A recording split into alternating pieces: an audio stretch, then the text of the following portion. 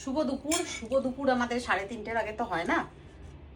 মনা এলো, স্নান করলো, তারপরে এখন বসেছি খেতে।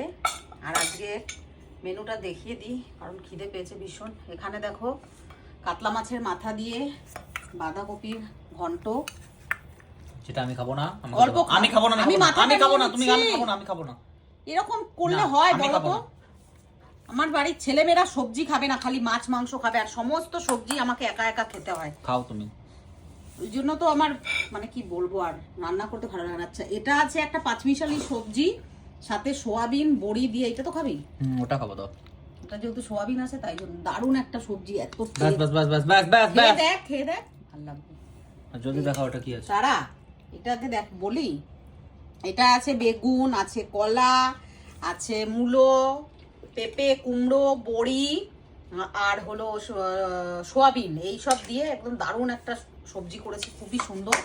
আর এখানে আজকে দারুণ একটা জিনিস রান্না করেছি। আজকে না আমি পাবদা মাছ ভাজিনি, জীবনে প্রথমবার এইটা আমি ট্রাই করলাম। কাঁচা যেমন সেই ইলিশ ভাপা হয় সর্ষে দিয়ে, ঠিক সেরকম একদম আজকে বড় বড় সাইজের মাছ, যেহেতু একদম মেখে সর্ষে দিয়ে, আর উপর থেকে ধনেপাতা দিয়ে দিয়েছি, কাঁচা লঙ্কা, সর্ষের তেল দিয়ে। বড় বড় মাছ, কিন্তু ভাবা ভেঙে যাচ্ছে একদম। এক পিস মাছ তোমাদের দেখাই আমি, সেদিন আনলাম না বেনাসিটি থেকে, প্রচন্ড বড় মাছ। উঠানোর দরকার না, ভেঙে ভেঙে যাবে। যাচ্ছে। তো এই হলো আজকের আমাদের লাঞ্চ।